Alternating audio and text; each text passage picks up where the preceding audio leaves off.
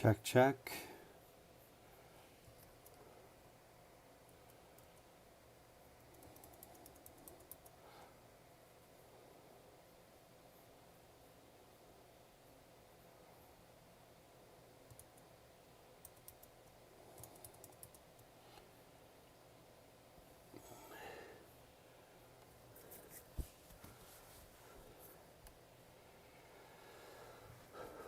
Hey, everybody.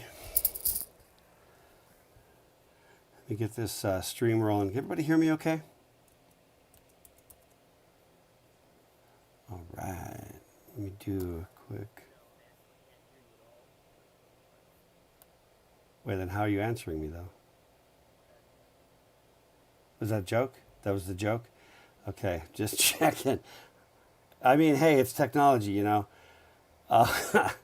So... I know. Yeah, man. Okay, I'm going to try something here. All right. So does that sound still okay? Yep. All right. One of the things I'm trying to do, if you guys could indulge me in a little bit of a sound test, I'm just going to launch something that, let me know if you can hear that music. Can you hear the music at all? No. No. Yeah, okay. It's too bad, too, because it's very cool. Hold on a second. Let me see. Those are all mics. It's not going to be, we're not going to be dead in the water. But I want to make sure and get it. There are some situations coming up where we're going to want some audio to be fed in. We're playing something from somewhere else. Hold on really quick. Let me try. Well, I may not be able to debug that right now. The thing is, we're going to have to roll. There's a video I got for today, but it's just going to have to roll without any music accompaniment. But it's okay. Because last time I did that, I got a takedown notice when I just, showed something in class. Yeah, I'm okay. I'm gonna debug that later. I don't want to have you guys endure further delays. So let me get this window preview going here, and then I just got to get the YouTube recording, and we shall be golden.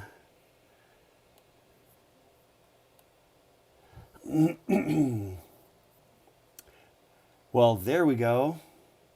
Can everybody see that? Good? Yes. Okay, let me see. Then, quick. One of these days I'm going to be like totally on my game. You're going to drop in at like 12:59. I'll be just sitting there rolling. You know what I mean? Like, just have my game on somehow, magically. Okay.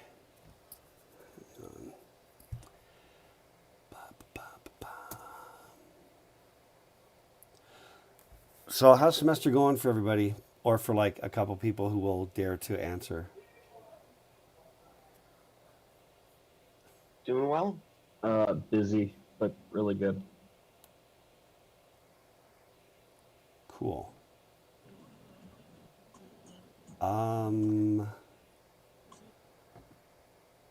Anybody else want to offer up how, I mean, it's not crazy yet, right? Smooth sailing? Let me remind everybody before we're live on YouTube that anything you say will be broadcast to YouTube. So if you would prefer to retain your privacy, which is totally cool, then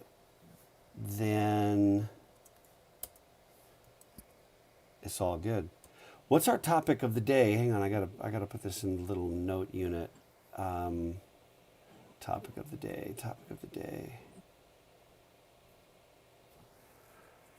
We're kind of still in the welcome aboard phase, aren't we? Yeah. Okay.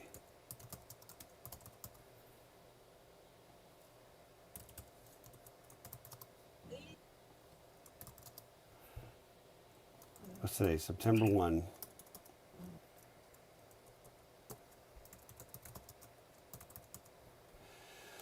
My birthday is on Friday. All right. Congrats. Today's my sister's birthday. Hey, happy birthday No to her. for kids. No, don't restrict. All right. Are we already going? I guess we are. Okay. Alrighty. Let me see. Can I get just a quick acknowledge from somebody? Want to check just real quick on YouTube? Make sure we're coming through. Sound and everything's okay over there. Abdul, your mic's still on. Wait, what? Oh. Okay. Oh yeah. So let me see. We're coming through on YouTube. Good. By the Okay. way. Awesome. Thank you. All right. Okay, gentle friends, let's rock and roll and do this thing. We are talking about. Hang on. Where's my dumb slides? But yeah, like I said, this launch time is going to get faster over time. We're at 6 minutes, so that's like a record so far for the semester, anyway. Okay. Modules. We're still on module 1. Oh, before we get all the way rolling on that, I wanted to a couple of to-do items, okay, to make sure everybody's on the same page about a handful of things. Step number 1: just make sure and check the syllabus. Read the syllabus, do the online thing, and then we will be able to. You can just ask me clarifying questions. I'm getting a few questions that are kind of like, "Hey, Dr. K, how's this class work anyway?" Yeah, I mean, not quite that extreme, but that flavor, right? So if you're asking me like something broad like that, yeah, maybe you should read the syllabus. And I'm not trying to be snarky about that. I mean, I just think step number 1, read the syllabus. And then when you're like, I don't understand, I read it, but I don't understand something, that's valuable information for me too. Because if the syllabus isn't like, super clear, hang on, sound. Oh yeah. If the syllabus is not super clear, then I want to change it. You know what I mean? Make some tweaks and make sure it's clear for everybody. So that feedback's really valuable. Okay. All right. That's kind of number 1. Number 2, did I tell you guys about the School of Rock? Did I mention it last time? Yes. I did? Yeah. Okay. All right. I just wanted to make sure I had. Maybe it's the other class that I hadn't. Just make sure that you all know that you're all welcome to come hang out in the School of Rock. And we're trying to get something. We're trying to get something going, something remote, So what we really need is somebody with some solid recording chops. But it's all ad hoc, so we play this thing by ear. Okay, the other things. I do have notes right here. Homework. I want to talk about homework real quick, kind of like what we're doing, how it works. Number 1, just keep in mind that, as the syllabus makes really clear, the homework is not for points, right? The homework is for learning. You do the homework to make sure you know what you're doing. Then it prepares you for the module exams. But we'll grade your homework if you want us to. The other big advantage, frankly, is it's amazing how much time you can just spend grading homework. And then when the homework is worth points, it becomes just motivating for everybody to, I don't know, it's like some weird game of chicken, where some of the students, some cross-section, you know who you are, you'll say you don't know what in the crap you're talking about, but you'll just say words and then just like stare at us, through your homework. And then our job is to be like, does he know or not? It's just agonizing. It's just too much effort. And I don't mean too much effort in the sense of being lazy. I mean too much effort in the sense of there's not a lot of payoff for anybody. And it encourages you to compromise and cheat to get the thing done, whether you understand it or not. By taking the points away, that goes away, right? It's there so you can learn. Now, if you want us to grade it, just put a note when you submit it. Hey guys, can you grade it? And me or the TAs will grade it when we get to it. Otherwise, we're just going to check it off as completed. If it's complete, if you've done everything, we'll check it as complete, and then you're okay to take the module exam. Okay. The other thing we can do, so just keep that in mind. Or another approach is, would you double check question number 13 or whatever? You know what I mean? Where you can be like, I really wasn't sure about this one question. Am I understanding it or not? That's also fair. Okay. And that allows us to kind of use our time to drill in, in a way that's most useful for you. I got a question real quick. Yeah. So the module homework assignments are not graded. The exams, are those graded? Okay, so Those 12 exams are 84% of your grade. okay. And now another question is, where will we find? So I know you mentioned modules, but on the side over to the left on the Canvas page, there's nothing modules. Are those? There should be listed out? There should be a thing that says modules. Does anybody else kind of confirm or deny? The problem I have is that my view and the TA's is like a teacher's view. So there are times where, right, we don't see exactly what you guys see. Someone else in the chat said not there for me either. So all I see is home, Microsoft Teams, syllabus, assignments, quizzes, pages, files, people, and grades. That's what I see as well. There's Okay. no modules. All right. Thanks for the heads up on that. Yeah. Okay. the Yeah. modules tab's currently hidden from the teacher's view. And I bet, okay, I'm going to make a note of that, because one of the things we're trying to do is, the modules is kind of a new approach, because when we did this thing in the spring, we were already halfway through the semester up to spring break, doing it with, we have this file bucket on wheels and like hard copies, and we had this system rolling so we could do it in person in the lobby. The reason this server is called the testing lobby, right, is because all those module exams were done in the lobby of the CS building on the main floor. And so we just called it the testing lobby, right? So when we started doing the modules, anyway, we're still kind of like trying to get that buttoned up or something. I thought they were already there. Now, can't you just go to like assignments and go to the module exam there? Yeah, but it doesn't really give you any indication as to what is on that module exam. What do you mean by that part? By what's on the module exam? So like what is covered in that module? Or is that going to be That's the listed homework. in the assignment? Well, the short answer Or on in that the one, syllabus? what's that? Is what's I just wanted to know like what information is in what module. Is that listed in the syllabus? Yeah. Number one, it is in the syllabus, but number two, it aligns perfectly with the homework. Homework 1, and exam 1 go together. So Okay. and then the other thing too, and this is not the direct question, but as long as I'm reminded, we're never trying to be like sneaky or gotcha. We're not playing like stupid gotcha games. So what you see on the homework is very much the kind of stuff that you're going to see on the module exam. Sometimes straight up the same questions. Okay. And then another question I have, Yeah. real quick, while I'm looking at the assignment page, it says all the exams are due, like it has the due date set for all December 10th. Now, is that true, or should they be due? Well, that's strictly speaking, that's true. In fact, let me talk about that.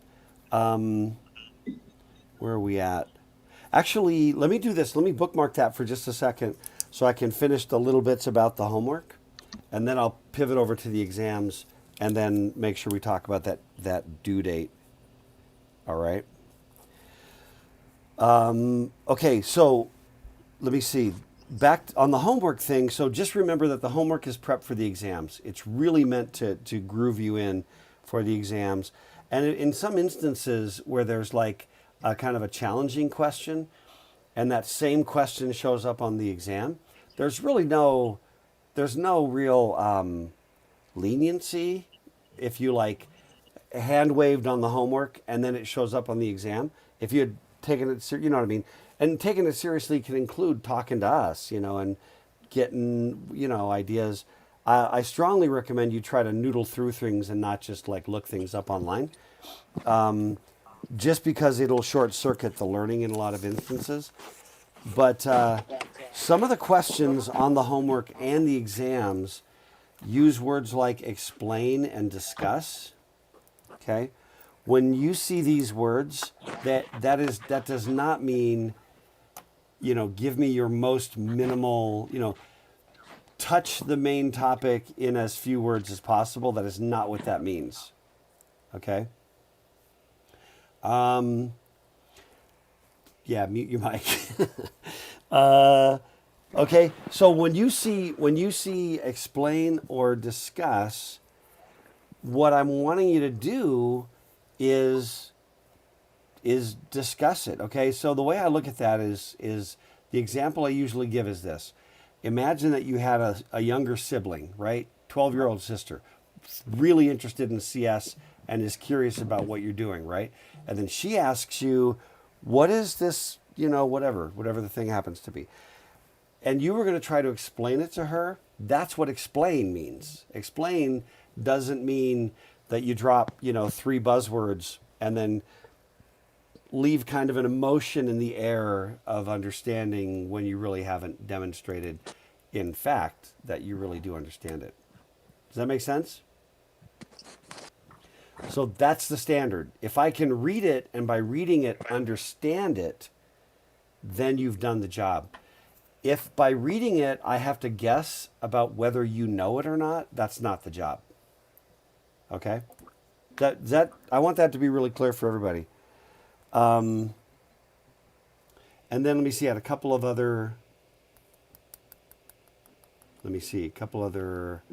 questions on the chat.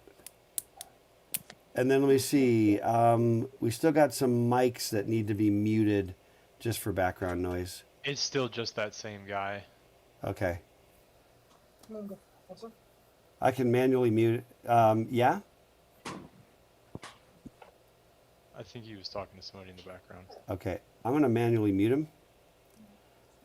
I don't want to have to do this, but I will. Where are we at here? Come on, man. There we go. All right. That ought to help.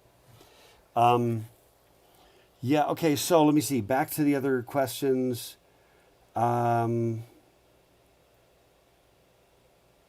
So on the, again, again, for privacy, I'm hesitant. I don't want to say names, but, so we had the comment about hard to enable modules mid-semester, and that one of, whoever it was said one of my other teachers had an issue with the file tab on his Canvas. He just said, help me understand better what that is about. Okay. I can't understand just based on what you wrote. The module, the files tab has the I and the it has out I on the teacher view, so it's hard to disable because sometimes it just takes you straight to the file. Interesting. Let's follow up on that one and just see if there's an issue. So the other questions, we're able to retake the exams each week, right? That's correct. You can retake an exam, take or retake an exam once per week, Monday through Sunday. And then on Monday, it resets, and then you can take it again, okay? Yeah, so, oh man, so the question about what do we do when some of the problems, like if you're going to draw a picture and stuff, yeah, man, what do we do about that? The problem is we got a lot of students. It's 2 sections. We're kind of combined. Well, we're not just kind of combined. We're very much combined. Isaac, if we have you grade our homework, does it still not count towards final grade? Correct. It still does not count, but it does give you a cleaner sense of whether you're getting it, whether you're correct or in your understanding. So it's more helping you. Uploading PDFs. Yeah, crap. I don't know how many of the Module 1 has one. I don't know. I seriously, we got to think about that because the Proctorio makes that more of a pain to upload a PDF or an image. I don't know. I mean, the thing is, I don't mind if you're like, DMing me, those pictures or whatever after the exam kind of thing. But I really don't want you to send me stuff through Canvas. Really, truly, I hate it. I don't hate Canvas, but I do dislike the whole email messaging. There's just mostly the threading is just lousy. I'd rather have you DM your stuff to me or the TAs on Discord. You know what I mean? If you have to send an image or a PDF. But it would be better if we just didn't have that at all. So let me check into that and see. Because when we were doing this with paper copies, no big deal, right? Draw your picture, you're done. So and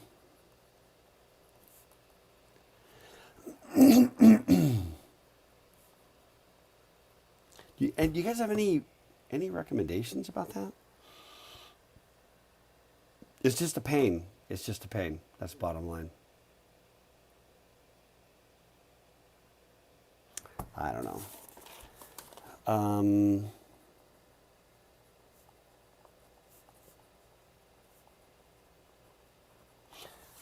Anybody got a great idea on that? The alternative would be just tweak the module exams so that there's no, just so there aren't any. What was the one from Dakota? My last math class, for the test, she would have us just pull out our phone and take a picture and swap to PDF to turn our test in through the PDF. So help me understand that one better, how that, what that actually looked like. I didn't get the part about, swap to PDF to turn our test in through the PDF. And will Proctorio... Well, give me a little more on the details on how that works, Dakota. We'll check it out. So the Morganator. So for Module 1, we read the 2 articles, and those are in context for Homework 1. Yeah, the one that actually shows up as a question on Homework 1. I'm going to try to get to it today, but it's the take this fish and look at it. And really, it's just asking you to kind of explore what you got out of that in the context of learning, right? All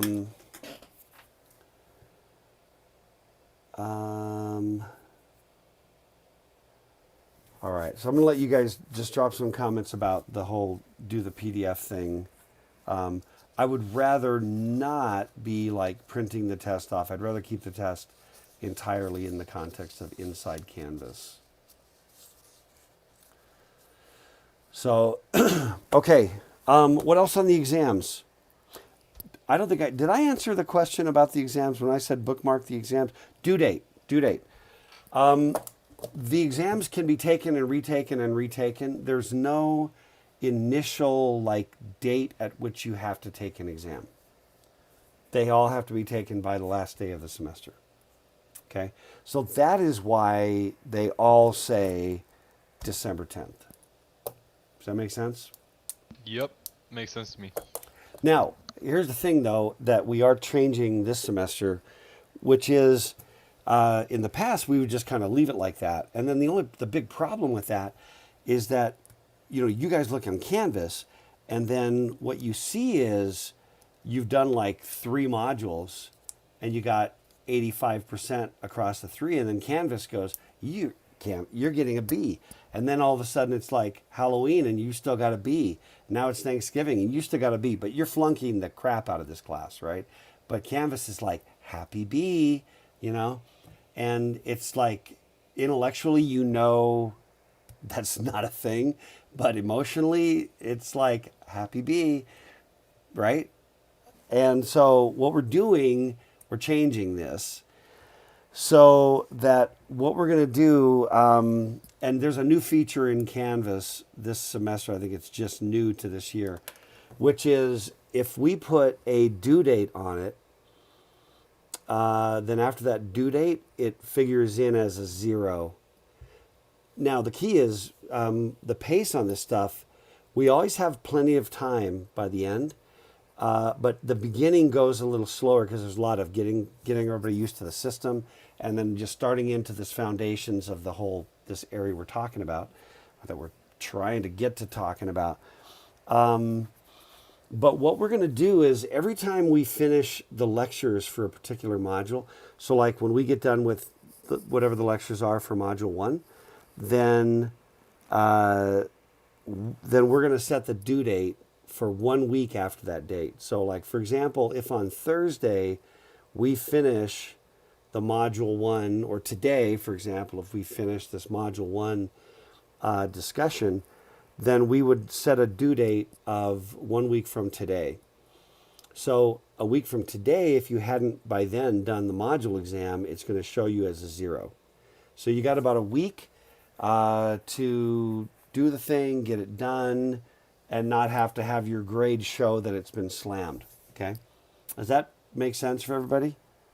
And kind of work for everybody?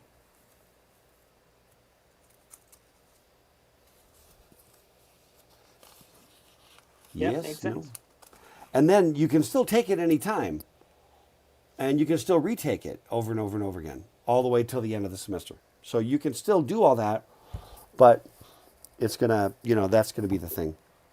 Then the only other thing that we're also changing, we used to have a kind of a spot in the assignments where we would enter exam scores. Again, it's just history. It's been this transition since last spring break. We're going to do that differently starting this week, where whatever your score was on the Canvas test that you did, that's going to be your score. But here's the only problem, and this won't affect that many people, but it will affect some. If you take an exam and then you retake it and get a worse score, the default for Canvas is that the last exam you took is the one that counts if you do retakes. Now, what we can do if that happens is just overwrite it, but you'd probably have to talk to us. You know what I mean? If you because otherwise it's just gonna, we're gonna grade it, and then it's gonna just be there, and I don't know I don't know if when we're grading a new exam, we'll see the old exam score at that moment. If we do, we can try to be aware of it. But if anything messes up, just talk to us. Just DM me or one of the TAs. Okay? Everybody good with that? Last thing on the grade factor stuff. In terms of overall grade, there really are 2 ways to calculate this. One is you take every module exam and its actual number of points. And some of them are bigger and some are smaller. So one approach is like, here's one that has like 30 points and this other one that has like 10. The 30-point one actually counts 3 times more than the 10 if you treat it as an aggregation of points. The other approach is every exam is simply the same amount, the same number of percents, right? Which is what, 7? So, if it's 60 points, then that's 7%. If it's 10 points, 7%. Okay? The way that I'm going to do this, actually, I did this a little bit in the past, but I'm going to do it. I've already made changes to my spreadsheet, which is I'm going to calculate your grade 2 different ways. One way will be as if it were as if all of the exams were an aggregate of all the points on all the exams, and you're just a percentage of all of that. Calculate your grade that way. The other approach would be calculate it as individual modules, each worth the same percentage, and whichever of those is higher, that's the one we'll use to calculate your grade. And I think that seems eminently reasonable. Does it not? It also means there's a couple of the module exams down the stretch that have been historically a little smaller on points that I've kind of felt like the points needed to be more. So we'll do a little bit of adjustment. Okay, any questions about any of that?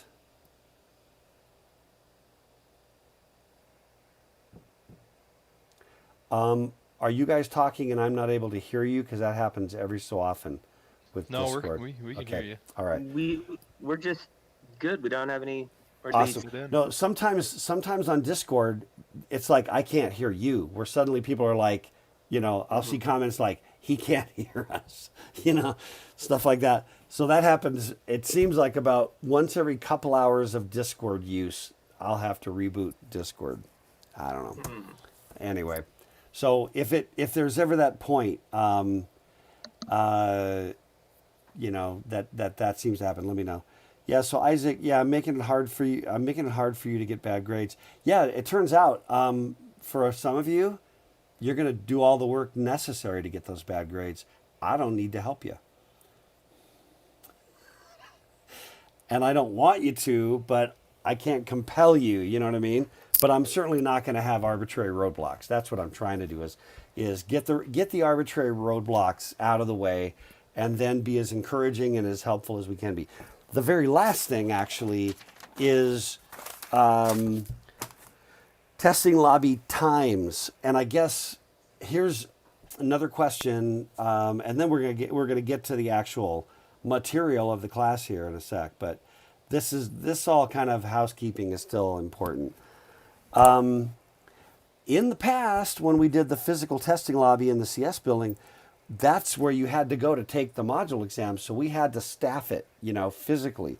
Now everything's more automagical, and so we don't have to staff it, but we are available, me and 3 TAs, we're grading all the stuff, but we're also just being there to help, to help all of you. If you've got specific questions, whatever, just help on something, trying to understand what you did on an exam, any and all of the above. And I guess the question is, when we started putting our schedules together, I'll just give you an example here. This was my amazing graphic, but the bottom line was, you see the blue blocks with a big X in them? Those are the blocks that all of us were kind of conflicted. And so there's just some hefty blocks of time that, we can't necessarily guarantee, but also we have flexibility to be available, for example, during some stretches of time on the weekends, at least Saturday, and then a little bit into the evenings and stuff. And I guess we just need feedback, from you about, is it working? Because what I don't want is like you're ready to go and then we're like piddling around. I don't mean truly piddling around, but you know what I'm trying to say. We're not available. You're there now, and we're not available to help you with a question. We want to try to be as available as we possibly can be. Okay. So I don't know. And at the end of the day, you can always DM me, DM the TAs. Their information is, they're here in the server, but also, their information's on Canvas as well. All right. Okay, so back to, let me see. And I'm rereading now. I'm reading again Dakota's answer about the, so she would have a PDF file that you would download at the start of the test. Would do any work on paper. When the test is over, you take a picture, upload it. Yeah, so that makes sense. I strongly prefer not to just spread PDFs around. And here's the thing too, they tend to spread around among students. And I'm not worried about that if it would help you. The problem is it will actually hurt you. That's the problem. There's a certain cross section of students that as soon as they're like, oh, I got the PDF, it's almost like they lean back in the skis instead of leaning forward in the skis about their own learning, you know? So anyway, that's my big problem. One time, by the way, I had a grad class when I was on faculty at the Y, and I don't know how many students were in there, 10, but it was a grad class on wireless data communications. And I actually decided one time as an experiment to make the entire exam open book, open note, open neighbor, open everything, where literally the entire class could get together as a class and then discuss all the questions together. The only constraint was they had to write their own answer. What do you think happened? Anybody want to guess? Roadblock. Too many people discussing, couldn't get very far. No, they got through everything. They talked it all. Okay. They just exploded, correct. No, the scores on the midterm were exactly the same as the scores on the homework that they had already been doing. In other words, it didn't actually help those who weren't. It didn't elevate those who were already not doing great. Because it has to do with engagement, right? They were in there kind of just going, oh, okay, whatever, you know what I mean? Smart guy just said that, I better write that down, you know, whatever. But when they actually tried to synthesize it and express it, it wasn't really there, truly, you know. So that's kind of the thing. I'm just trying to encourage all of you to try to lean forward and take initiative, which is really what the fish story is all about, okay? Which I want to get to it, but I want to get through some of this other stuff first. Because I just feel like at the beginning, this always happens, beginning of the semester, you know what I mean? There's just so much housekeeping to take care of that I just want to get a little itchy to get to the stuff. There was one other comment. Oh yeah. Is using Proctorio a department mandated decision or teacher decision? That's a teacher decision. And let me see. Is there any way, like, to not use Proctorio? Because my computer doesn't have a webcam, and it like makes you you can't take anything without a webcam. Yeah. So yeah, just talk to me, DM me, and we'll jump on a chat. And we'll talk through it. Okay. And we can work out other options. Totally cool. I'm so frickin' unreasonable. That's my problem. Let me see. Is there anything else? There was one other. What was it? Maybe that was everything. Did I get all the questions? Was there anybody with a question I didn't answer?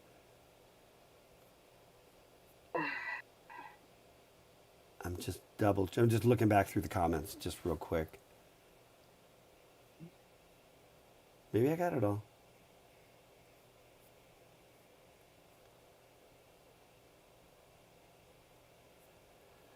Okay. All right. Cool. Last shot. Anybody? Any other questions? Okay. Let's do this thing. I want to talk about stuff. Shall we? What say you? I am here for it. All right. Let's do some slides. I think we did, we talked about Arthur C. Clarke, right? Indistinguishable from magic. We talked a little bit about that. And the oh so smart computer, which is the powerful idiot. And so what we're going to do, the way the book is organized and the way we're kind of following it, is we start at the bottom and we kind of work our way up. And that's what I want to do first. And then I'm just trying to give you the roadmap, like what we're doing and why it fits. One of the biggest struggles in my world, educational experiences going back to my undergrad times, is if you don't understand where something fits in, you know, Then, hang on a second. Okay. If you don't understand how it all fits together, it all just kind of turns into Trivial Pursuit. You know what I mean? And you're like, I can regurgitate this crap, but why? You know? And so I'm trying to give you a view of how it all, you know, kind of fits together. Okay? I'm really wanna be in the economy. I'm really over down to them writing like autonomy. Really, you should follow me. I'm really, really quality. Hi. What? What are we doing? Yo, Chris. Chris. Mike. Chris. My guy. I'm going to mute Chris now. Let's see. When I mute him, does that stop it for everybody, or do you still hear it? No, that just stops it for you. That's just for me? Okay, so anybody who wants to, you should be able to mute anybody else, right? Yeah, we can mute people Okay. on our own. All right. Yeah, I think at some point, rather than calling them out, you know, like we're doing in the comments right now, rather than, you know, make a gentle nudge. If not, just mute them yourself. I think that's probably the cleanest way, maybe the most, you know, least disruptive potentially. Okay. So, I just want you to get a lay of the land, how it all fits together. So we start at the really way bottom with, as we say officially, this is just parts. It's wires. It's wires with energy or no energy, voltage or no voltage. And then as soon as I've got an ability to be like, oh, hey, look, voltage. Let's call it a 1. I got no voltage. Let's call it a 0. Boom. Binary. And really, you know what I'm saying? Sorry, I got distracted with the exchange over there. I just want to make sure we're being kind and not overly impatient. You know what I mean? Anyway, so that lets us do binary stuff. And what you're going to kind of figure out, what's kind of amazing to me, is that somewhere along the line, somebody just figures out, well, you can use this binary idea, and then you can just build all these computational devices and systems and everything. And it becomes the foundation for what we still have in the von Neumann architecture today. It's really, I just think that's kind of crazy. When you consider that in computer science, everything in CS is you know, made by people, right? There's some natural laws down at the bottom, you know what I mean? But if you're going to be like a biology major, you know, you're studying nature's creation, right? I mean, you study physics, there's like these laws of physics that seem to just be things. And you're stuck with that. CS could have been about anything, right? But it came out to be this, and now coming around on 100 years, it's still the thing? That's crazy to me. That's really, really crazy. Or there really wasn't a lot of other ways to do it based upon laws of mathematics. That's a possibility. So anyway, so once you have this ability down at the core level to just get ones and zeros, then we introduce this idea of digital logic. I can combine them in weird ways to solve problems. I can create these structures, and then I can make circuits, I can make clocks, I can make memory, I can build state machines, I can do operations. And we are literally going to take this thing all the way down to the semiconductor level. Don't get afraid, because I'm not, you know, a semiconductor expert myself, nor am I really what's my word? I'm drawing a blank. Transistors. I'm not really a transistor guy. I know what to do with them, but even the notion that they came up with that is just crazy to me. But so I don't want you to be afraid. I wanted you to touch down, look at it, and go, okay, wow, we're going to talk about it, and you're going to understand it. That's the cool thing. And then you're going to go, okay, I'm probably never going to touch that again, but you're always a little different for having seen it. That's what we're trying to do with that, okay? And then digital logic becomes foundational to kind of everything. That gets us to the von Neumann architecture, the von Neumann model. And this is the creation of John von Neumann. We're going to talk about that. But I can put it all together and I can make what we think of today as a computer. And essentially, it's the fundamental model of everything. Modern computers, this, sorry, I just saw something on my phone. But you know what I mean? All that stuff really, at the end of the day, goes back to the von Neumann architecture, which again is kind of crazy, really. That is going to get us to the LC3, which is the architecture that we're using to learn about architecture and assembly language. Super stripped down, right? We talked about this last time. I think LC3 stands for little computer. And this is just an emulated system so you can do real stuff. And it kind of looks and acts like a real piece of hardware.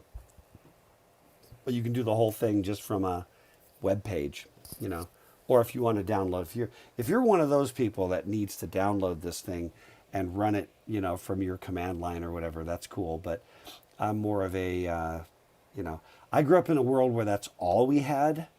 So I don't long for those days where everything was command line. Let me just put it that way. I lived that life for years and years and years. So anyway, and we'll talk more about that. And then once you've got this notion of architecture, now we have to have the ability to program the computer, right? To instructions that this processor can understand. And we call that machine language, all right? And once you got this idea of machine language, which is still binary, okay? It's still binary. We can actually build a higher level programming language called assembly language. Yeah, go. Did I have a comment?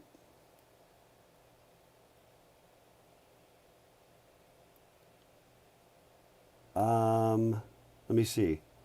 Was there a comment? I thought I had somebody. I heard somebody say something, but Yeah. I guess it was just a blurt accident. Yeah, and I had a comment actually for the user that the student that just typed. I really wish I'd gotten into the online only. You can do it online. Just don't be here, and then just watch it on YouTube, and that's how the online version works. Anyway, I don't know if that's confusion or what, but let's talk about that because there shouldn't be any lingering confusion on how we're doing that with the class. Okay, so once I've got this ability to program an assembly language, which is really the first programming language really that's sort of human readable, right? I can write programs. Now I've got to have some way of getting stuff in and out of the computer. We call that I/O or input/output. And once I've got that, I've got to have, we call them trap instructions in the LC3, that allows you to do sort of like low-level operating system stuff so that you can, get certain things taken care of. We'll get to all that. And finally, we end with, it's both a data structure, but also an important concept that exists down in operating systems. What's that? Did I hear a comment again?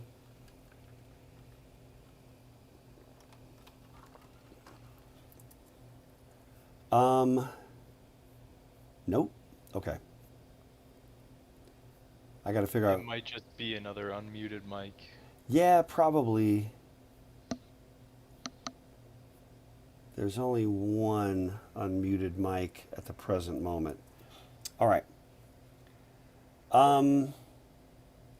So by the time we're done, you'll have a decent sense of how it all fits together. And then, if you really dig it, you can go low level. Maybe you're more of a computer engineer. Some of you probably are computer engineers, computer engineering majors.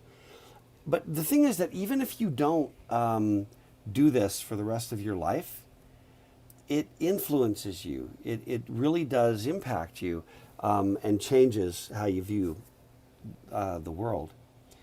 Now there's two, and again, stop me at any point, okay? If you have any questions or things nagging, just interrupt me at any moment, okay? And I'm happy to pivot over. And also just need to make sure on time, which I think we're doing good. So here are a couple of themes that I want to talk about. All right. Now, some of you will get some of these ideas. Some of you will confuse ambiguity and abstraction. Okay. So keep an eye out for that. But let's first talk about abstraction. This is a really, really critical idea. It really is kind of like a life principle, okay? Which is that when you walk around at any given moment, just think about where you are right now, wherever it happens to be. You're in your bedroom, sitting in your underwear or whatever, however college works these days, but you can just pause in that moment like I can and just be like, okay, I can look at the world around me as I currently perceive it.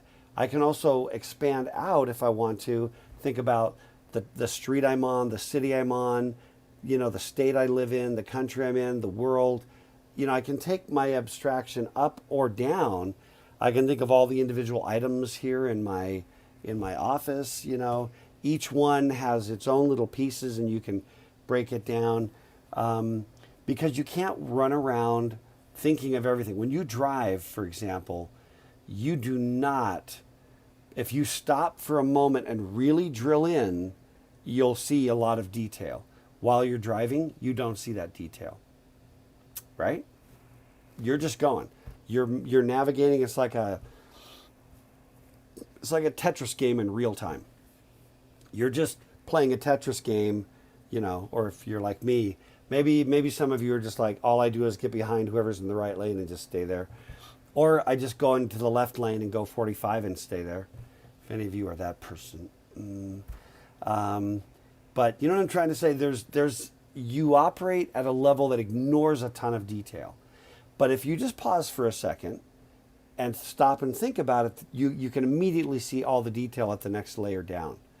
Every one of those, right, can be drilled down. Like there's a semi, there's a Jeep, there's a pickup truck, there's a little Mazda, whatever, right? You can take each one of those and drill down, drill down, drill down. All right?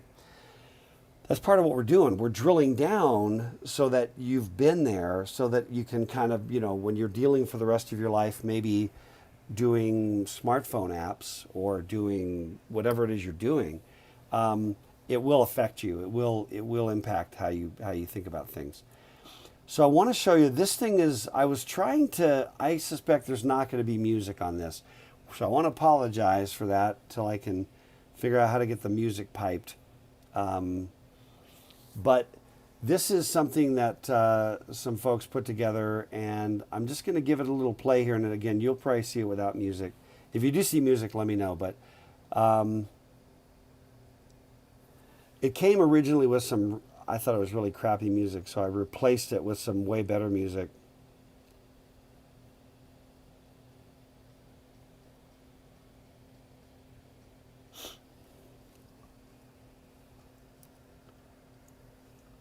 Oops.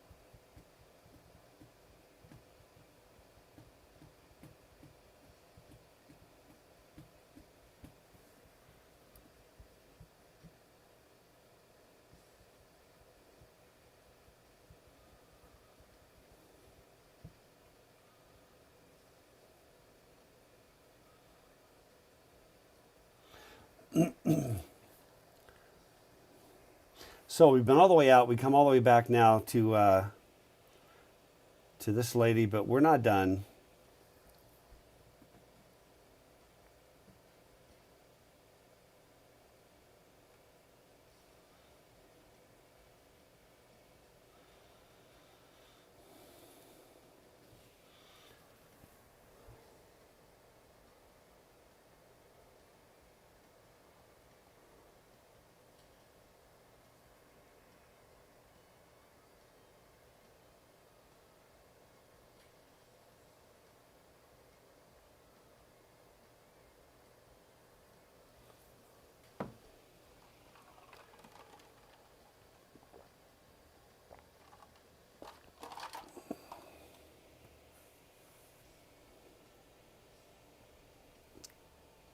No.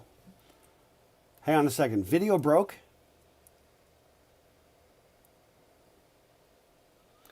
Hang on.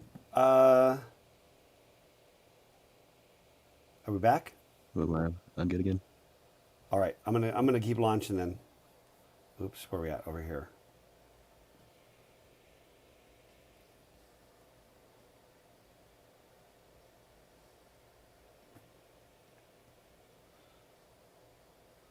Yeah, so anyway, I did that with, I just grabbed some cooler music. It's actually pretty cool with the music.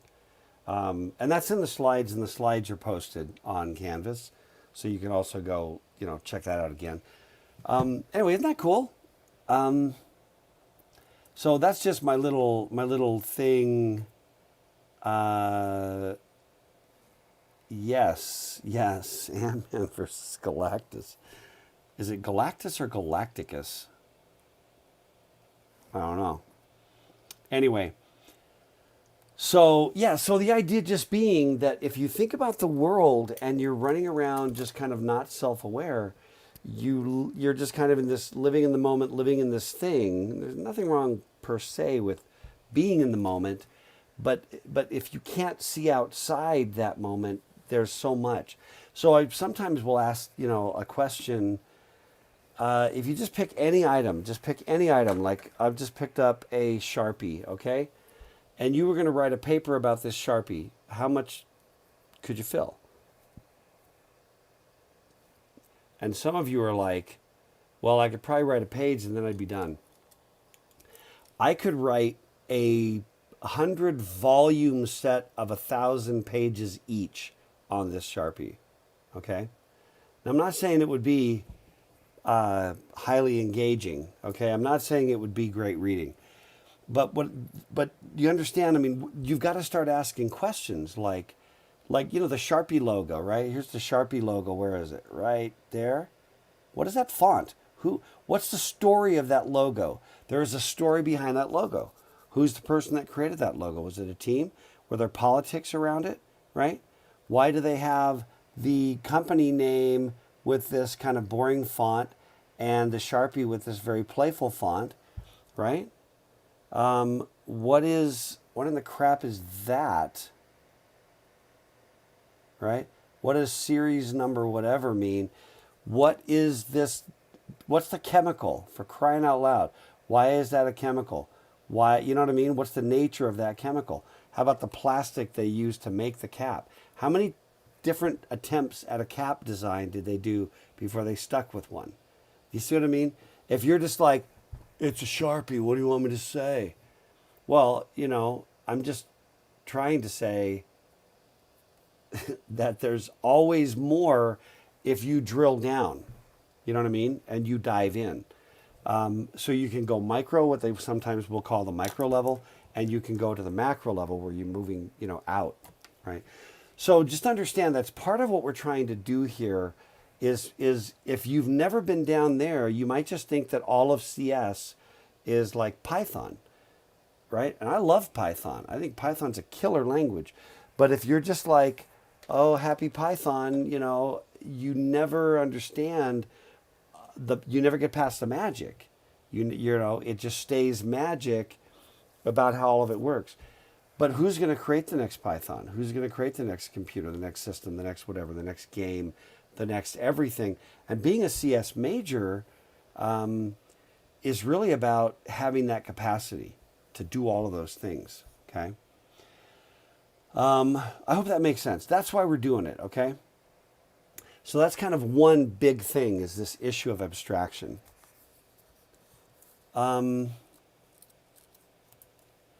So the other one, I'm waiting for Chris. Oh, Chris, wait. You're not. Everybody has you muted. Oh, I have you muted. Oh, sorry. Hey man, hang on. It's me. It's my fault. Okay, go, Chris. You're unmuted. You're out of the doghouse, Well, Chris. I'm so glad. I was just going to make a quick comment that you can also never fix things if something goes wrong on a lower level. Like if your program interacts with the assembly in some weird way that causes problems with the whole computer, Right. you won't know that. And you won't know why your whole system is crashing if you wrote the wrong Python code. Right. I mean, when they talk about a full stack developer, what is the stack?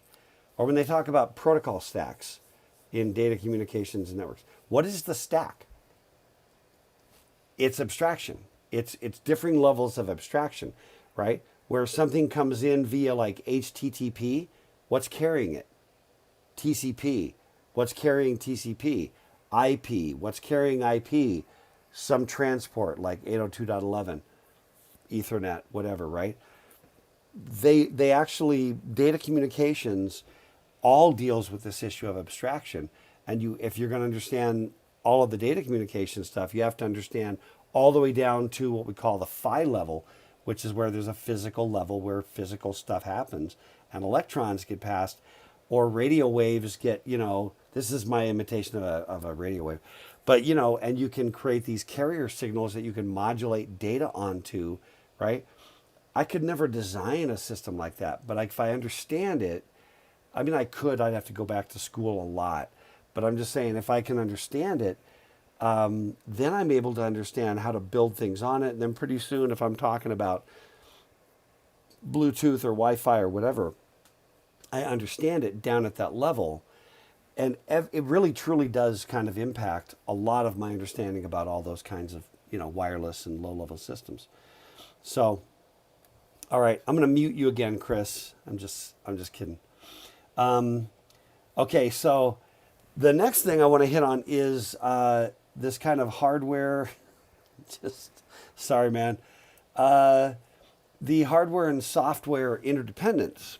Okay, now I am going to say that I think the authors overstate it. I think it's helpful, and it's not. They say it's essential, and the reality is that the older this field gets, the more decoupled modern systems are from the hardware. The more decoupled the software is from the hardware. There is always this crossover point where the hardware and the software come together with very low-level software. And a lot of that low-level software winds up being done in assembly language. So there's still a great deal of assembly language being written in the world right now. It's not like, well, one day we'll evolve past that. No, as long as we've got that low-level hardware, that von Neumann thing, we will always have assembly language, because we'll always, down at the bottom, it's still all machine language down there. So it's not going away. But you do get things like, the Java virtual machine or the Python virtual machine, right? You're writing Java to a virtual machine. The virtual machine lives and interfaces with an operating system and low-level hardware. If you write apps for browsers, right, it's the browser interface. That's your don't talk to me about quantum computers. If you have interpreted languages, again, I'm just saying that interconnectedness is a little overstated. Okay. And then I want to kind of hit, a couple of things here that they're important, and they definitely show up both in the class and some of these on module number 1. And I think we got about 10 minutes or so. But for some reason I went out and I found a picture of a just rusty, fried. I don't know why I've got such a rusty looking fried piece of crap CPU, but it spoke to me somehow. It called out to me. But we call that a central processing unit, a CPU. These definitions get all munged up, okay? They get all intertwined. And the bottom line is, if there's a computer, there's a CPU. What does it take to be a computer? You know, if we talk about computer systems, usually we're talking about a bunch of other stuff like monitors, keyboards, whatever. But strictly speaking, yeah, it can be just about any definition you want to give it. But other than the fact that there's a central processing unit, okay, that's really the key. And that's a lot of what we're going to wind up talking about. And this gets us over to universal computational devices, which there were a bunch of people, Turing was one of them, that were really, really worked up about this topic way back. I mean, again, almost 100 years. This notion of automated computing, it's been elusive, right? I mean, it was something that Babbage was trying to do in the 1800s and, well, successfully doing it at some level. So we're going to talk a little bit about, Turing machines, a little bit about Turing, and a little bit about analog versus digital, okay? And I'm trying to figure out... Yeah, let me start here about analog versus digital. And sometimes we will call these, analog will sometimes refer to as continuous, and digital will sometimes refer to as discrete. Okay? You'll see right here, this, where are we at? Right? There's the word continuous, there's the word discrete. All right? Digital systems are named because of the digits, our digits, which are our fingers. That is an old word for our fingers, digits, and anybody who speaks Latin-based languages will understand the connection between the word digit in English and the notion of a finger. The most striking probably being French, where the G actually survives as doigt. It doesn't, in Italian, you've got dito. You know what I mean? You know what I'm talking about. Some of you know what I'm talking about. But the idea here is this. An analog system involves some kind of continuous... it's like a continuous representation, and tends to occur in nature. Digital systems or discrete systems means that you have to sort of encode somehow and artificially impose some buckets. That's not, by itself, that's not super helpful as definitions. I just want to kind of lay out what that is. And it becomes important because even things like voltage actually lives in an analog world. But let me try to make some sense out of this. The first thing I can probably articulate is numbers. If some of you are going to remember number systems, real numbers, right? So real numbers, it's an infinite set of numbers, right? How many real numbers are there between 0 and 1, right? And there's an infinite number. Nice. Great quote by Einstein. Okay. If I look at the real number, right, there's an infinite number of numbers between 0 and 1 on a real number scale, right? The classic would be, I got 1, I got 0.1, I got 0.01, 0.001, 0.0001, 0.00001, right? You can never stop. You can have a limitless number of zeros before you get to a 1. That space that is defined on the real number scale is literally infinite, okay? I once tried to prove to my math teacher when I was in high school that 1 equaled 2 based upon this, which turns out to partake of some logical fallacies in my argument, but it was the best I could do at the time when I was, 16 or something. But in contrast, the integers are discrete, right? There's an infinite number of integers as well. But the integers themselves, like there's 0, and then there's 1, and then there's 2. You know, what's between 1 and 2? Anybody? Bueller?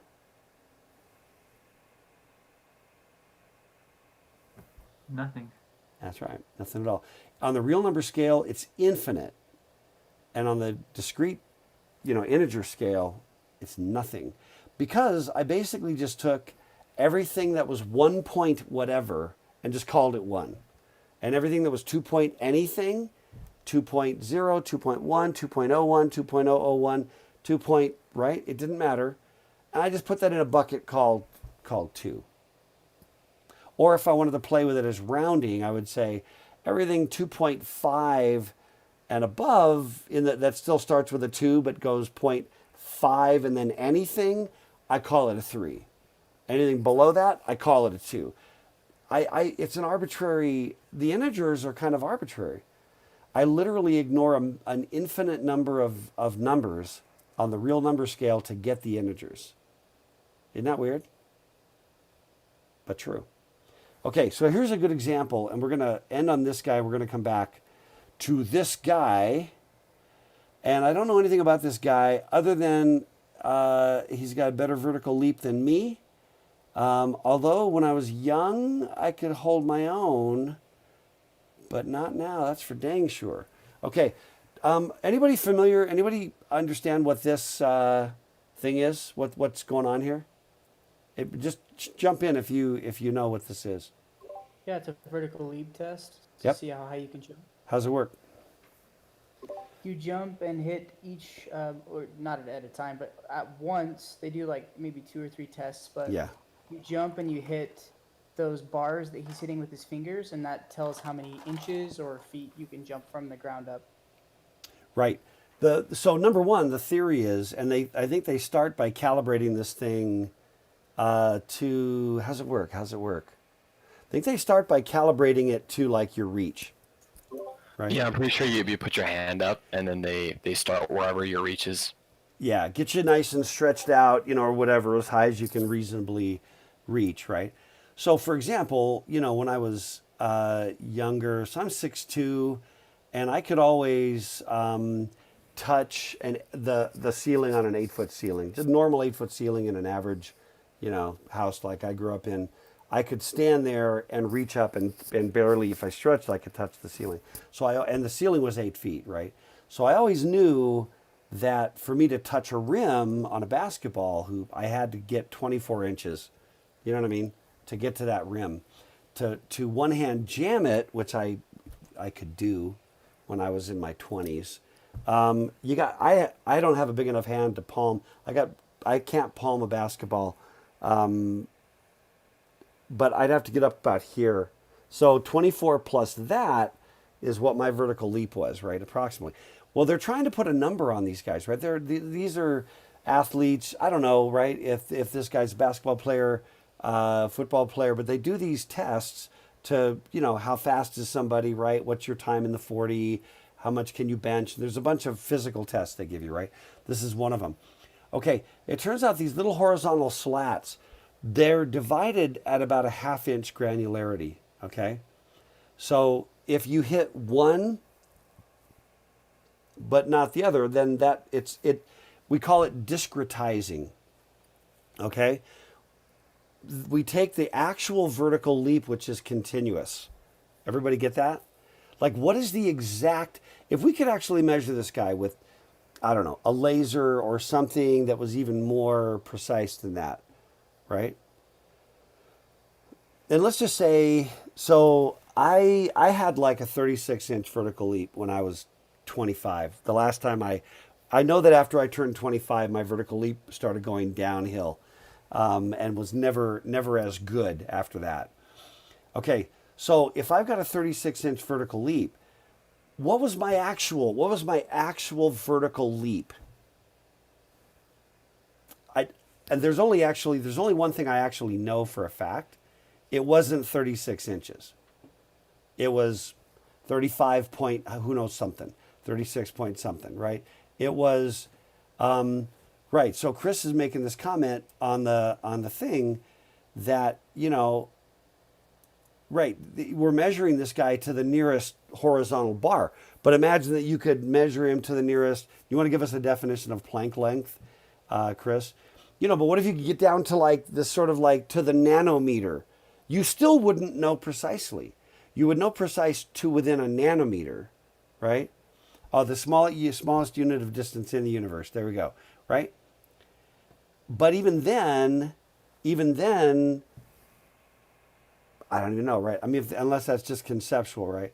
But does that make sense? Same thing with height, you know? So I'm 6'2", but what am I really? First of all, how do you measure it, right? Do you count the hair that gets pushed down? What if you got big hair, small hair, thin hair, no hair, you buzzed it, whatever, right? But on a given day, right, all my tissues are different. Even there's literally no two measurements you could ever make that are going to give you exactly the same number if you have the right level of precision. So I might be 6'1" and 7/8 or something. I'm probably at that point where I'm shrinking now. But we just kind of go, yeah, 6'2", because if you're like, how tall are you?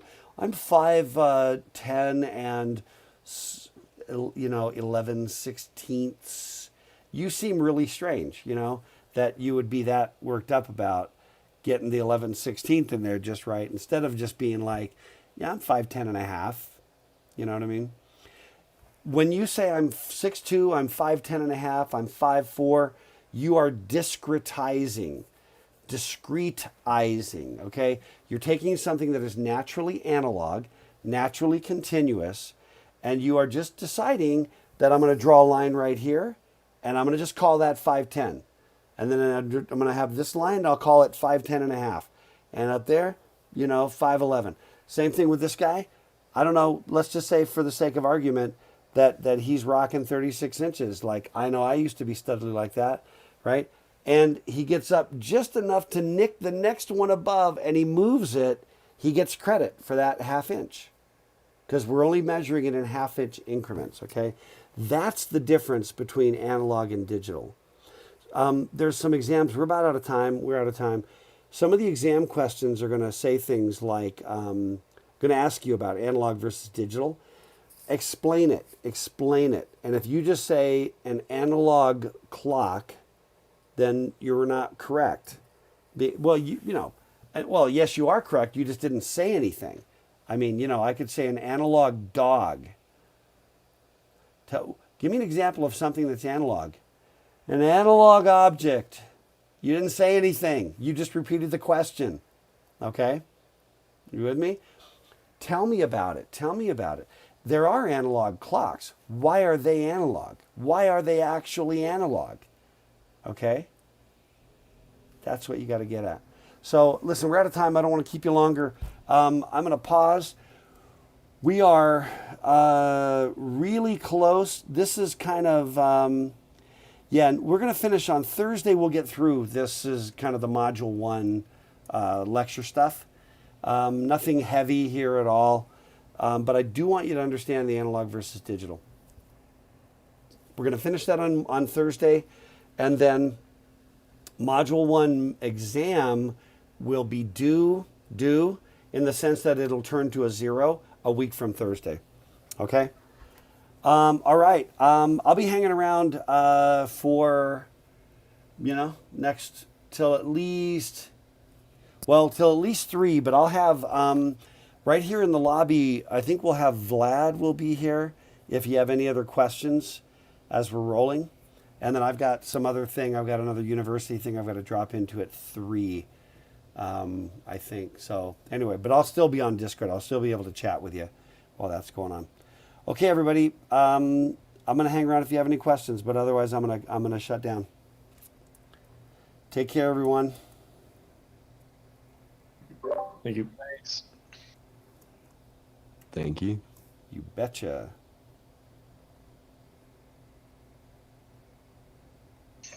Thank you, Professor. Someone said in chat. I know. You're very welcome, student.